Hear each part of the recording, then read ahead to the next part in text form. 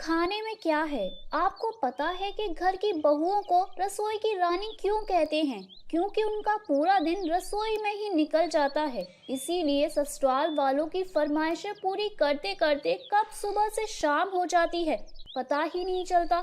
शर्मा परिवार का हाल भी कुछ ऐसा ही था। वहाँ सुबह शाम खाने के अलावा किसी और चीज की बात ही नहीं होती थी। और अब इस घर में उनकी बहू पूर्वी आने वाली थी। अब पूर्वी इन सब से कैसे डील करती है, चलिए देखते हैं। अरे घर में कोई है या नहीं? कहाँ गए सब के सब? अरे हम सब यहाँ बैठे हैं। मिथिलेश आ जा यहाँ। अरे क्या बात है, घर के सब लोग यही बैठे हैं। कुछ खास काम कर रहे हैं क्या सब मिलकर? अरे सबसे इम्पोर्टेंट काम कर रहे हैं। शादी है अमित की। शादी में तो कितने काम होते हैं, आपको पता ही है बहन जी। अरे वो तो आपकी बात बिल्कुल सही है। क्या कर रहे हैं वैसे आप सब?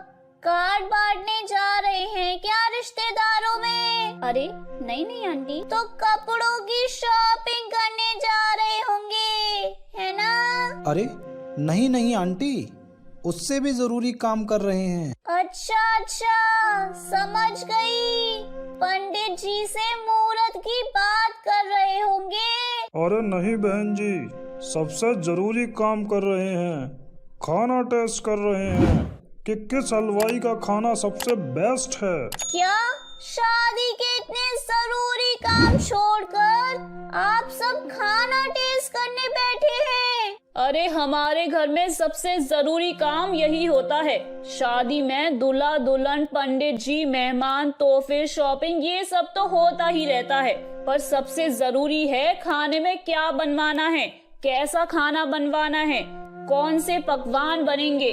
सबसे पहले वही तो तय किया जाता है।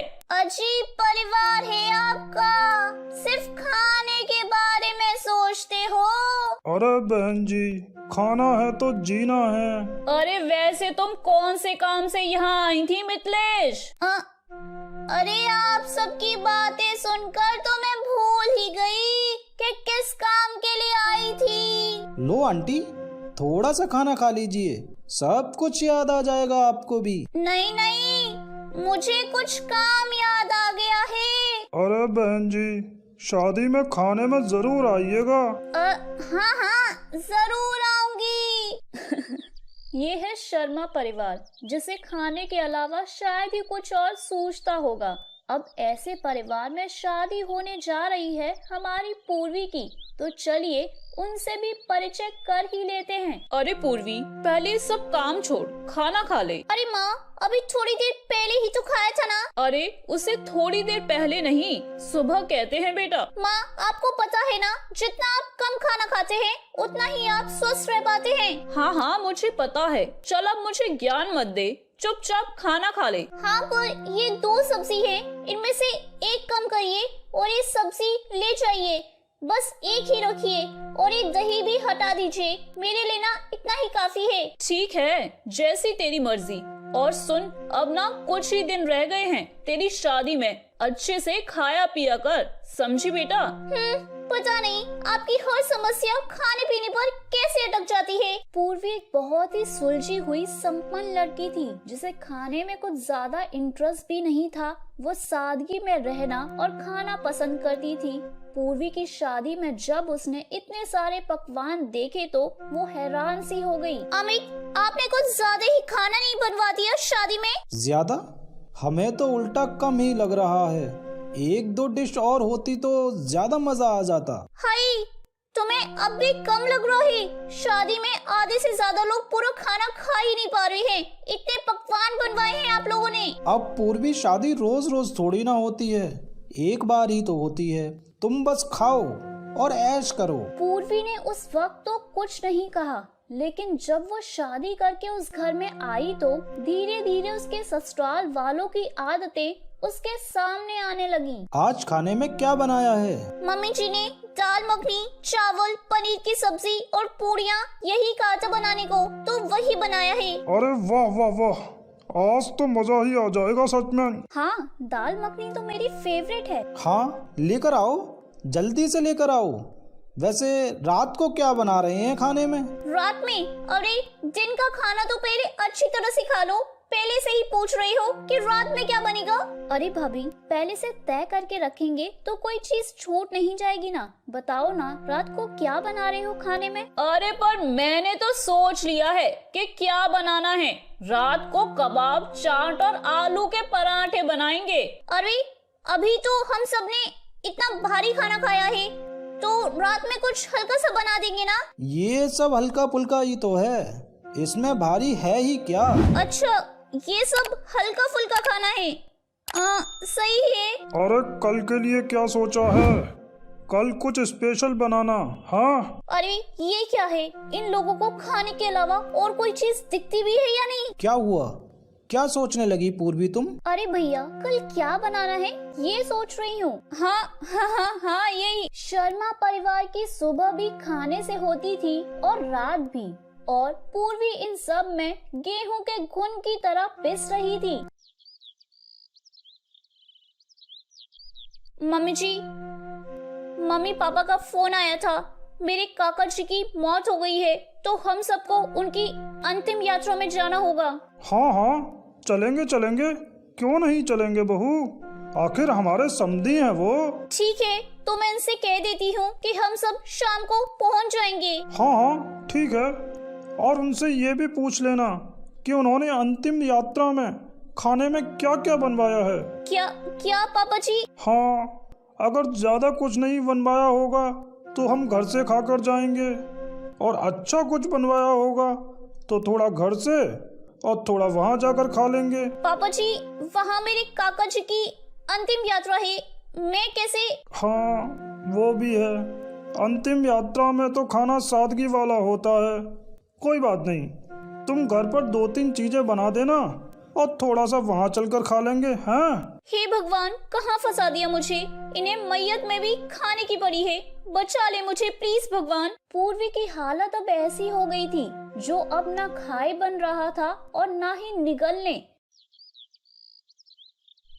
पर अचानक एक सुबह पूर्वी का एक अलग ही रूप सबको देखने को मिला। चलिए सब आ जाइए खाने पर, सबका खाना तैयार है। अरे वाह, इतना सब कुछ! आज कुछ स्पेशल है क्या? हाँ, आज से ना मैं आप सबके लिए एक स्पेशल तरह का खाना बनाया करूँगी।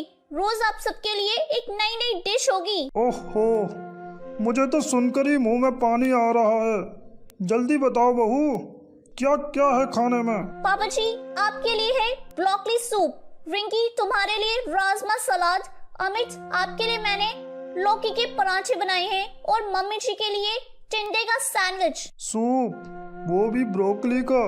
अब मना भी तो नहीं कर सकता बहू को, खाना तो पड़ेगा। खाइए ना आप सब लोग। आप लोगों को अलग अलग खाना पसंद है ना। अब से मैं आप सबके लिए रोज कुछ ना कुछ नया बनाया करूंगी। आप लोग खाकर खुश हो जाएंगे। अच्छा है। अब सब कुछ नया नया खाने को मिलेगा। अरे आप सब लोग पूछेंगे नहीं कि रात में मैं क्या बनाने वाली हूँ? क्या बनाने वाली हो रात को? कुछ स्पेशल है क्या बहू? हाँ जी पापा जी, बहुत स्पेशल है। क्या राजमा चावल? नहीं, कड़ी चावल होंगे पक्का। नहीं, मुझे लगता है कि पनीर की सब्जी होगी, है ना बहू? अरे नहीं, उससे भी स्पेशल पिज्जा। क्या पिज्जा? अरे वाह वाह वाह बहू। वाह भाभी, आज तो मजा ही आ जाएगा। पर ये पिज्जा ना मैं थोड़ा अलग तरीके से बनाने वाली हूँ। आप सबके लिए सरप्राइज है। हाँ, ठीक है, सरप्राइज है तो अब हम में से कोई भी पूछेगा नहीं बहू को, हैं? पिज्जा का नाम सुनते ही सब लोग काफी उत्साहित हो जाते हैं, पर उन्हें क्या पता था कि पूर्वी के खुरापाती दिमाग में क्या पक रहा था। सब लोग आ जाइए, पिज्जा तैयार है। अरे वाह वाह वाह, जल्दी लाओ बहू, अब तो इंतजार ही नहीं हो रहा। ये लीजिए। ये क्या है? तुमने तो कहा था कि पिज्जा बना रही हो। हाँ, तो यही रोटी पिज्जा तो है। मैंने कुछ नया ट्राई किया है। आप लोगों को बहुत पसंद है ना अलग अलग खाना। ये क्या है? रोटी वाला पिज्जा? कहाँ फंस गए, मना भी नहीं कर सकते। अरे चलिए ना, सब लोग बैठिए ना, शुरू कीजिए। हाँ चलो बैठो सब। अरे आज आप पूछेंगे नहीं कि कल मैं क्या बनाने वाली हूँ? नहीं नहीं। नहीं। मैं सोच रहा हूँ कि कल मैं उपवास ही रख लेता हूँ। मैं भी। हाँ, मुझे भी रखना चाहिए, बॉडी को मेंटेन करना भी तो जरूरी है ना। ठीक है, जैसा आप सब कहते हैं। आप कहें तो मैं स्पेशल व्रत का खाना बना देती हूँ। नहीं नहीं। नहीं, पूर्वी के खाने से अब उसके ससुराल वाले डर गए थे और अब उन्होंने खाने में क्या बनेगा ये पूछना भी छोड़ दिया था। बहू आज क्या बना है खाने में? आपकी ही रेसिपी है मम्मी जी, करेले की चाट। देखा बहू, मैंने कहा था ना ये नुस्खा काम कर जाएगा। मान गई मम्मी जी आपको।